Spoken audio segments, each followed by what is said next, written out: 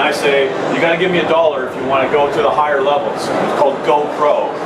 And our players rioted and revolted against us, said we're absolute idiots for doing the system because it was a paywall. It was pay to win. And it created a class division between paying players and non-paying players. What was most shocking to me was it was the players that had bought Founders packages that were telling us this. They were more than willing to spend money in the game, but they hated this idea that if they brought a friend in, that friend wouldn't be able to see the same stuff. So our kind of one-stop answer to this is these resources, these are the 4 resources that drop from enemies in Earth, they're integrated into a crafting system. So you buy a blueprint, it goes into your foundry. I'm a weekend warrior. I can afford a few bucks to spend on this bow because every game needs a bow now. But Pat has time to play, so he's gonna collect all these resources and kill enemies, and he'll be able to craft it and see the same things I can see without spending a dime in the game. So that's our answer to the sort of pay-to-win aspects. We do our best to avoid that. As we built the game since November, we had a lot of players who wanted to spend hundreds of hours in the game. Our first upgrade system was like Dead Space. If you're familiar with that, you know, you put the node in, unlocks a tree, you put the node in, away it goes like that. That kept people interested for about 15 minutes. So we ripped it out and we put in this crazy Japanese trading card game. So it is, except for the few people that said I was an asshole for breaking the game because I put Yu-Gi-Oh in it, this is more like deck building than it is upgrade system in Dead Space. You collect mods by killing enemies, killing bosses, completing missions, and then you use those to customize all of your gear. Your Warframe, which has her 4 unique abilities, but also your weapons, and everything in the game works off of this mod system. The cool thing is, we don't force any configuration on you. Even the abilities, which we put a lot of effort into, players can take those off if they want, do whatever they want with their mod points. What is common in the Japanese computer trading card games is the idea of fusion. If you get mods that you don't like, and you can use those, burn them into the mods that you do like to actually level them up. So not only do you have a wide array of customization, you can also double down on the mods you really like and make them more powerful. Oh, you did it, all right. So, a real quick example of that. Again, that's Nova, she's in Warframe, but everything that worked in the game works that way.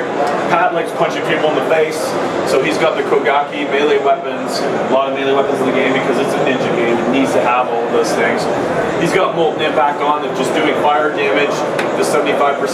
He's combined that with Fury, so he's striking faster and getting more fire damage out in the process. So that combination and interaction with those mods is really important to have like tons and tons, hours and hours of customization options for players. So, just to clarify this, yes, you can play all these missions also with up to 3 friends, or that's correct. At once. So this is like the multiplayer aspect of the game, right? That's it. You play these missions with 3 or 4 friends, but the missions are against AI. That's correct. Yeah, it is a PvE focused game. Okay. So we have PvP in dueling. We have dueling arenas that players can build dojos together and they can duel each other. The PvP of the aspect is kind of like down here, and the focus has been on co-op. The reason we did that, and we were told we were crazy for doing that, but the reason we did that was every other free-to-play game was deathmatch games, pretty much across the board. We wanted to try something different. I think now we have enough players that have played for so long, they're actually craving some of that competition. So that's something that we're actually going to be growing in the future. But enough of this yakety schmackety. Let's take a look at Warframe on PlayStation 4.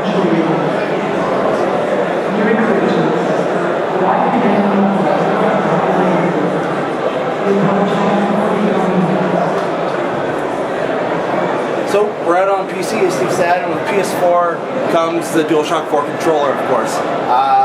So some of the unique features you'll see, I'll demonstrate here quickly. We're going to jump into the match and we're going to get our mission details from the Lotus. And that is actually going to come through the speaker here on the controller. Jump in. Position has been compromised. Reinforcements arrive. It's one little cool feature that's awesome. Again, Sony has also fixed the triggers. So aiming and shooting is back as opposed to PS3 where it was L1, R1. The other cool thing is the touchpad. Like Steve mentioned, each Warframe has 4 unique powers. represented up here in the top UI. And we've mapped each of those to a quick gesture. Slide up, down, left, or right is going to cast the power. So I'm going to slide up and cast null start. Simple to do with your thumb. Obviously, while you are moving, it's simple to use the touchpad while you are moving. Absolutely. I just double bounce. You double bounce me, you jerk. So I'm running around. If you want, for some of the targeted abilities, that's a very good question. For some of the targeted abilities, after you use an ability, see how it's highlighted like that? Then that maps it to D-pad if you want, or you can remap it to be one of the shoulder buttons. For this demo, we have the slide mapped to the shoulder button, but we're going to support mapping as well. Yeah. So we're jumping into a defense mission, which is one of our 12 mission types in Warframe. It's very similar to Horde mode. Basically, one of our Tenno is still sleeping in this cryopod, and waves of enemies are coming in and they want to destroy that. If his health goes to 0, Steve and I have lost, the galaxy's doomed, everyone's dead. Uninstall the game. Uninstall the game. Cancel the game. So hopefully we don't let that happen with the demo. How many mission types are there, more or less? There's 12 different mission types, Okay. and there's because we procedurally generate levels, there's hundreds and hundreds of levels. Yeah. So I'm a ninja, so I'm going to wall run up here, do a backflip, and I can perform a ninja slide, which I can fire while doing. I can also perform a melee attack out of it, or do a ninja jump and combo that to a melee attack. So all of our systems kind of blend in together. Steve's taking all the fun. Sorry, buddy.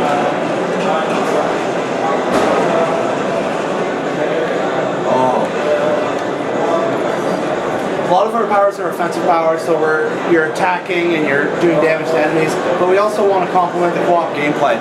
So right now, Steve's a larger Warframe, so we really can't wall run up there. So I'm going to create a wormhole for him with my antimatter Warframe. It's going to jump up, and Steve's now going to defend from up top and kind of watch my back.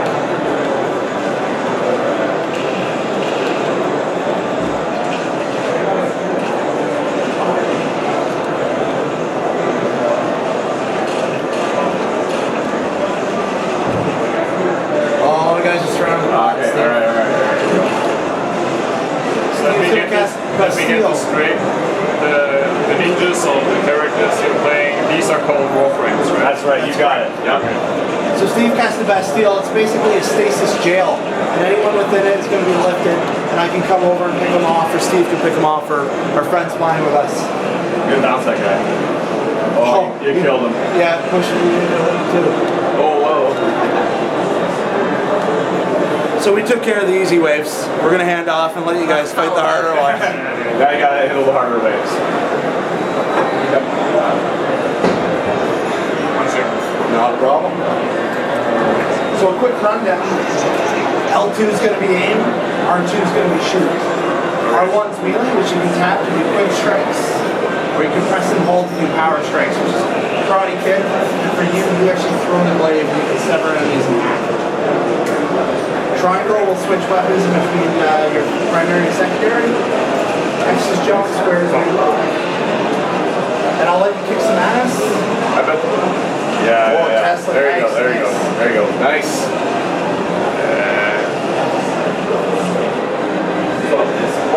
Is he, I think it might be getting controller and stuff like that. I need to invert my view. I'm like an old school player. Yeah. Yep. So you can press options there, invert view, and just hit X on that. Is it, Cranky. Yeah, the Bluetooth connection through here is in the I little. just did G-pad. There you go. Sorry about that.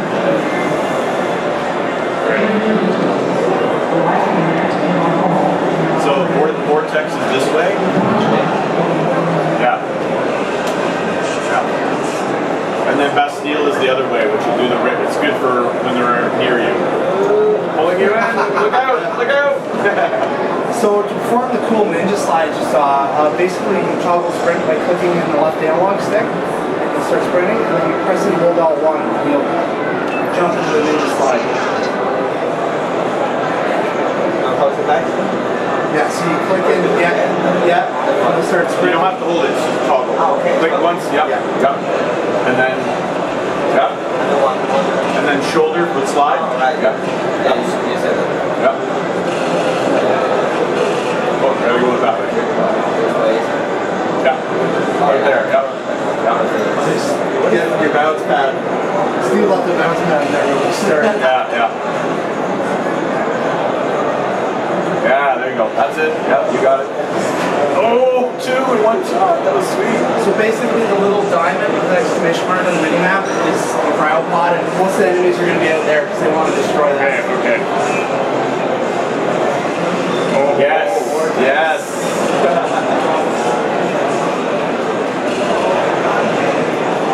And as you can see, you guys both picked up a mod that was dropped by an enemy. So once you're done the match, you can go back to your arsenal and apply that mod if you have no mod slot to the designated weapon or warframe out of the mod works with.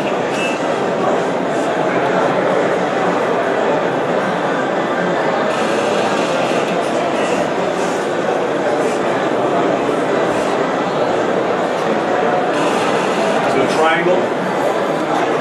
Yeah. Oh, you. Yeah. There you go. Alright, I'm going to teach you some ninja moves. So we'll get you to go in this hallway here. I'll get you to sprint at that back wall. Toggle sprint with the clicking the left analog stick. Then you'll click it to toggle. Oh, which one is sprint? Hold Yeah, X. you click that. Yeah. Oh, and then there you you press go. Hold X when you're at the wall. Yeah, And it'll- You remember that stuff? Yeah. Cool. Something. It's the Bluetooth for this thing. Yeah, so as you sprint at the wall and you press and hold X, it'll start running up. There you go. And then you can press X again, it'll do a ninja Okay. flip out. Very nice. As you can see, there's some shield drones powering the bad There guys. you go. Or That's how you do take it. care of them though. That's how you do it. Oh! So Vobon's down, so because this is a cooperative fight, you can actually go find him, the red dot on the minimap, and go kill him. Yeah, I'm sorry, this Bluetooth thing is just not working.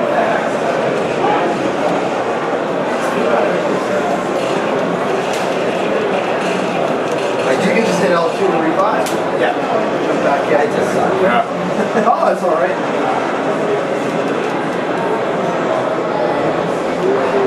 Hold X. Yeah. It is pretty No, tricky. it doesn't run always. Now it does? There you go. Yeah. That's it. Yeah. There you go. Yeah, flip that in. It's all good. Yeah, I think with that metal container, the responsiveness has been a little iffy today. Yeah. Nice. That's how you do it. That's how you do it. Okay.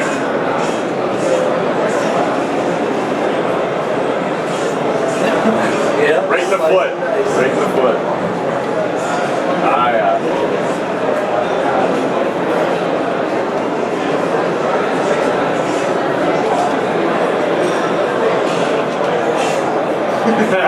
It's quite nice, guys.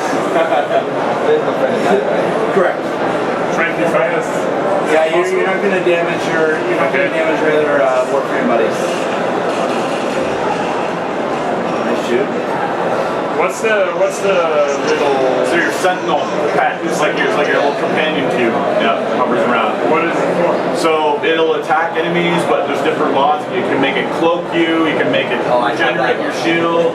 So it's really great.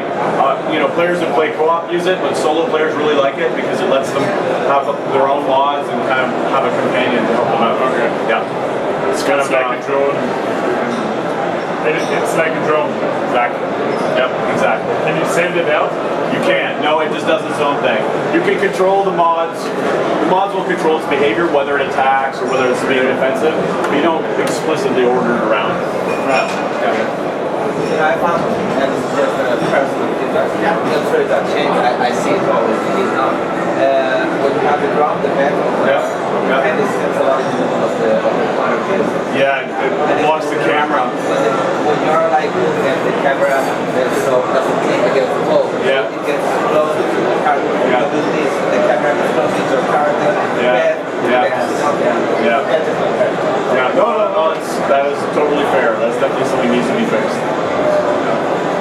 So yeah, it looks It looks very sharp. Is it running like a maximum graphics PS4? Yep, it is. It's running. It's totally. It's maxed out. It's 1080p.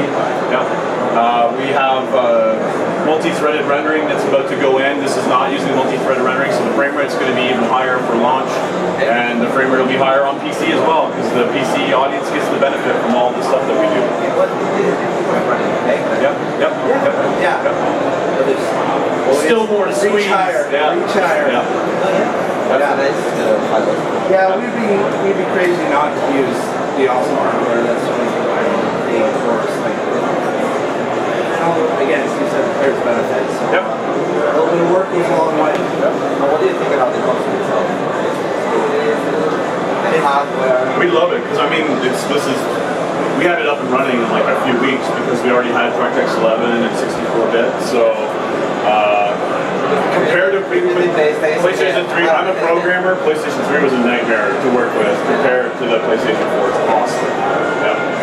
Yeah, it's really good.